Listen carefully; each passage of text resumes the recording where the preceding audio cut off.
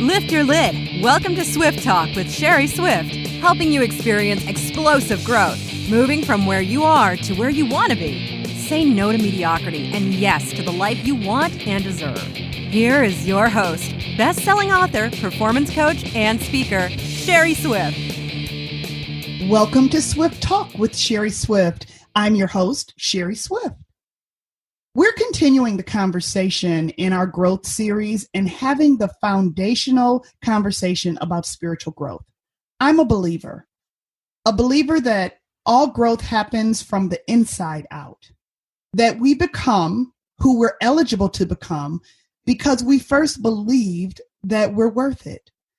Sometimes we have to search deeper for that belief system of self-worth because, let's just face it, most of us have it in us because it was put in us. If someone did an amazing job of embedding in our mindset that we are worth it all and should have it all, we believe it. Now, on the opposite end, if we struggle with finding those affirmative words in our root structure, we have to plant them ourselves. For many of us, this is where spirituality becomes the foundation for our growth. Believing what you can't see, touch, taste, or feel, and knowing that anything is possible. I'm a spiritual person, not a religious person, who believes that spirituality is designed to support each person where they are, and that it is not limited to being practiced in any one way or the other. That everyone could have someone that they hold on to in those questionable times to increase the light, love, faith, and understanding in this world that we live in is a basic right.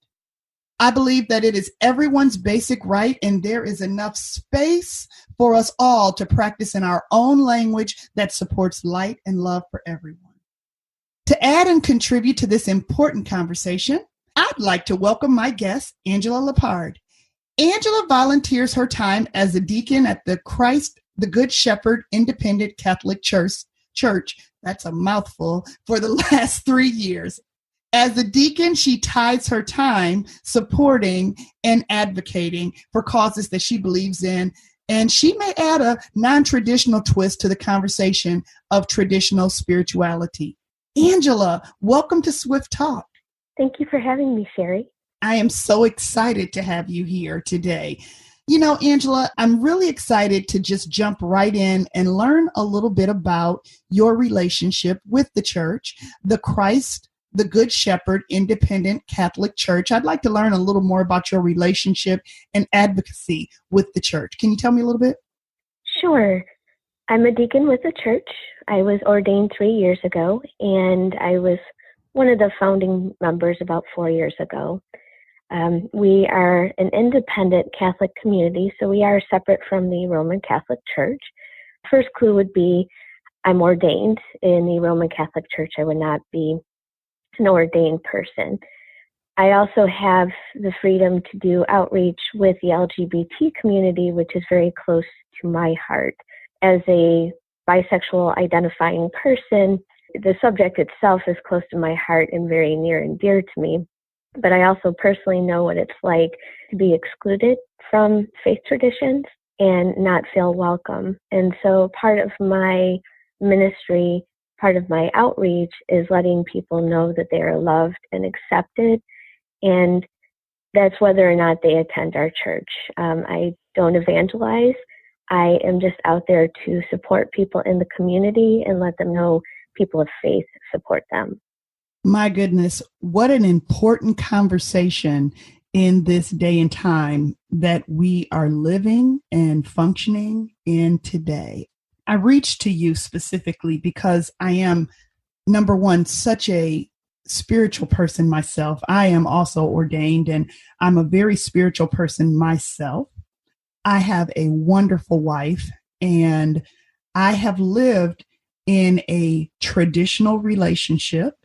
Had a relationship with a man and been involved in the church from that capacity. And now I connected to the love of my life. And I find that so many people who are living in a maybe non-traditional relationship have a difficult time connecting their opportunity with spirituality and finding a safe place to sit in a church and to connect with God. So I'm very excited for you to bring the conversation. So let's start there. I appreciate your work and your advocacy. I appreciate you. Well, thank you. I'm glad to talk about that specifically because in my faith, I see God present in the love you have with your wife. And so I appreciate the ability to share that. That's fantastic. Tell me a little bit about, this is what I'm most curious to know about. How does the relationship and your responsibility with the church connect with the LGBT community? Is it the church that is extending an outreach to the community? Tell me a little bit about that.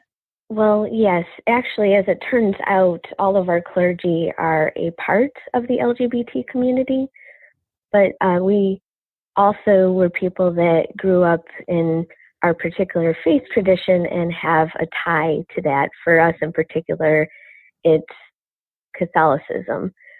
We appreciate Catholic social teaching as far as the serving the poor, reaching out to the marginalized, but we want our faith to evolve in such a way that we accept everybody and truly appreciate the dignity in everybody. So again, from personal experience, we do that outreach, me in particular, because it's always been a passion of mine, particularly working with the transgender, gender nonconforming community. If you really want to know what love and acceptance is, that community will show you. There are communities that are not as socially accepted as, say, the LGBT part of the community, but they are a community that will welcome you in. And if you're in their space and respecting their space, they will show you what true authenticity looks like and what else would our higher power, our God, the good that's out there, want more than us to be true to self and really celebrate who we are. It's very intrinsic to my spirituality to celebrate people being themselves. Absolutely. What do you find is the greatest challenge within the church in making everyone feel comfortable and making everyone realize that this is a safe place and that it's welcoming for everyone? Well, unfortunately, there's a lot of rhetoric, and there are a lot of people that are part of mainstream faith traditions that feel like they have the registered trademark on the faith. And unfortunately, while they think they have the registered trademark, they're not really following through with the faith of compassion, and they're using their spots as bully pulpits. So part of the challenge is saying that's not who we are, and that's not how we experience God. That is not our spirituality. And in addition to that, there are places that will say all are welcome, but there is kind of, fine print that says, but don't be who you are in our space. Yeah. Or love the sinner and not the sin. And that's flawed too. And so part of it is communicating to people that they're loved as they are, the love they have in their life is celebrated, them being who they are, true to who they are inside is celebrated by our God. And unfortunately, that is not a storyline or a story that's put out there in the mainstream about, say, the Christian faith tradition or other mainstream faith traditions. Our faith tends to get lost in those that might have a bigger megaphone. Yeah, absolutely. What can we do as people who are spiritual people, who exercise faith and, more importantly, want to exercise opportunity for faith for everyone? What can we do to become more of an advocate? What do you suggest that everyone do? Well, as far as being an advocate for others, particularly the trans community, gender nonconforming community, which is the community I work with, listening and recognizing the good there, or what I would call God there, being at events, particularly Transgender Day of Remembrance, Transgender Day of Visibility, and hearing people's stories. That would be a good way to advocate, in that we can easily pick up something and say, this is what I think somebody would want, but hearing people in the community, they will tell you what they need. They will tell you what they need to advocate. I also think just connecting with communities are important. It doesn't necessarily have to be a faith community. It could be a humanist community. It could be, a community that you have a lot in common with, but somebody who feeds you and makes you want to exercise compassion towards others and yourself. That's important. That leads me to, the conversation of spirituality being open and important to be exercised in many different ways. I am non-denominational, which means that I open up the door in my mind to how anyone decides that they want to celebrate, right? That they surround themselves with people that make them feel bigger and better and that bring in the light and, celebrate God or the universe or whichever way it is that fills you and gives you the foundation that's needed and necessary. What do you think in this day and time that we're living in today is the greatest challenge with us coming together as a community and using spirituality as that platform? We're facing a challenging time today, and there's absolutely so much division that's out there. What do you think is one of the greatest challenges as it relates to us being able to just get rid of the titles and come together in love and spirituality? Well, I think part of the difficulty might be the celebrating differences rather than differences being divisive.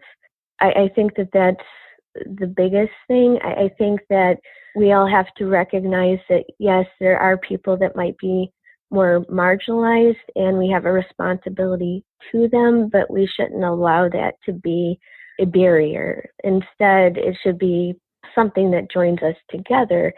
I mean, in reality, if the least of these is doing well, we all do well. And there's more in common than there is not as far as what we face. And together we are stronger, which I know sounds kind of cliche, but it's true. It's if the LGBT community and the Muslim community and other marginalized communities gather together and recognize the dignity and recognize that we're perhaps marginalized in one way or another, but we can all work together and we can focus on that.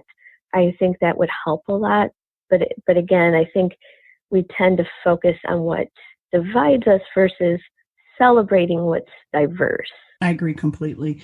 As a coach, I have conversations with hundreds and hundreds of people on a very regular basis that are looking to go from one place in their life to another.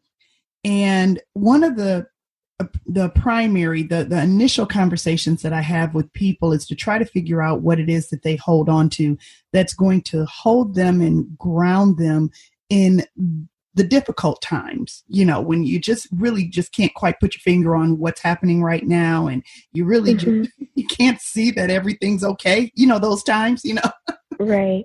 So I try to have those initial conversations with people to say, tell me a little bit about what you believe, because that's where we're going to go when things get tough. Not if things get tough, because they're going to get tough, but when things get tough. What do you say to those people that say, I don't have anything. I don't have any place that I go. I don't have anything that I lean into. What do you say to those people? Because I believe that a lot of times people say they don't have anything because they don't have a relationship with a quote unquote God. And they don't really understand spirituality and the depth of it. So what do you say to those people that say they don't have anything? I usually try to get them thinking bigger outside of language, and recognizing the good, capital G, good in their life, and the sacred and whether that be the relationships they have or if there's other things that feed them, and recognizing that as something beyond themselves, recognizing that as something, whether they want to call it holy, sacred, spiritual, good energy, but helping them recognize those things as something spiritual to themselves. Because I think, unfortunately, people have a very small idea based on what, say, certain people of faith have told them. This is it, but it's out there somewhere untouchable, but it's not. It's in front of you. It's there in the relationships you have. It's there in the friends you have. It's there in the service you do to others. It's there when you truly love and act on that love with somebody. So just broadening what their concept is of what spirituality or higher power, whatever they want to call it, but whatever's sacred to them. Agreed. And understanding that the growth of that part of who you are is what makes way for growth in every other area. Sure. Recognizing that, I think, is kind of the positive in your life. I think if you recognize the sacred, you recognize the positive, and that in turn fosters growth. Absolutely. So with all of this conversation about spirituality and the options as it relates to spirituality, how to connect with whoever makes you feel whole and recharged and regenerated, tell me a little bit about what the service looks like. If someone decided that they wanted to connect with you at your church, what would that look like? When are services provided? Tell me a little bit about what that looks like. Sure. Well, like I mentioned earlier, we are in the Catholic tradition, so we do have a Mass. We have Mass 10:30 a.m. every Sunday, and then we also have Mass 7 p.m. on Wednesdays. And for those that were raised Catholic, it would look very similar to what they grew up with as far as certain traditions of the Eucharist. However, what they will see differently is acceptance of the LGBT community, acceptance of ordained women and the gifts and talents women bring to the table, and those being celebrated, and the language being different as far as recognizing both God and those in the seats are beyond gender. And so we are very dedicated to trying to use inclusive language so that we understand, and so that language is powerful. And so if we recognize that God is she, or again, beyond gender, I think more people can connect to that. That is amazing. Do you mind repeating that last piece for me, please? Just the piece where you said recognizing that God is beyond gender and that God is she, you said? Right. We recognize God as she. We recognize, for those that are gender nonconforming, God is they, God is he. But language is powerful, and by allowing that God is beyond gender, God is more accessible to all of us. And that in itself, I believe, makes more for a welcoming community. Yes. And I'm going to tell you, that statement right there is what is the message here, that as it relates to spiritual growth, the opportunity to grow into whatever form of spirituality that is going to provide you with a root system that offers the support that you need in order to become more of who you are purposed to be.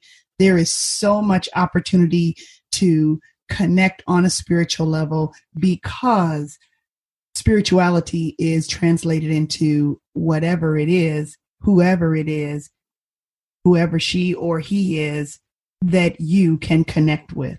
That's fantastic, Angela. I appreciate your perspective there. Is there anything at all that you would like to share about your advocacy or about your perspective before we end our time together here today? I would just say that while all are welcome at our church, I understand that everybody has a different pathway. There's no wrong door, so to speak. And so if people did need help connecting to a tradition that, say, fits them better, I think sometimes those of us that were raised a particular faith, don't always want to admit how attached that is to part of our identity. And so if somebody wanted to reconnect to that, particularly if they did get something out of that, but they want it to be a community that, again, recognizes the dignity in everybody, including LGBT people, I do have contacts that I'd be more than happy to share with others.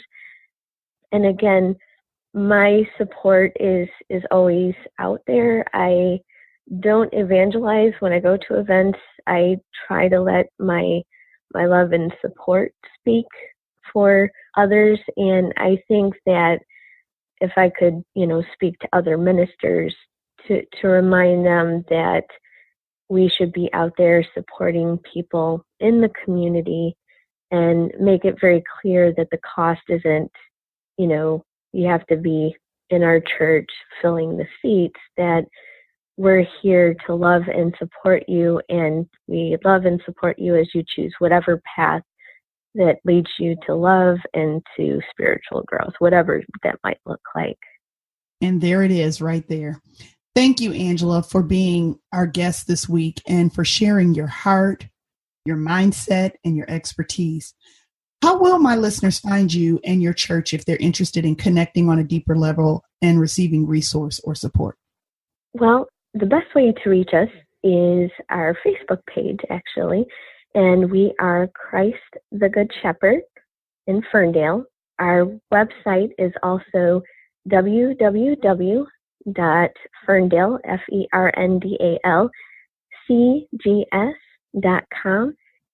If you go to the ministers page, you are welcome to contact any of our ministers via phone or email.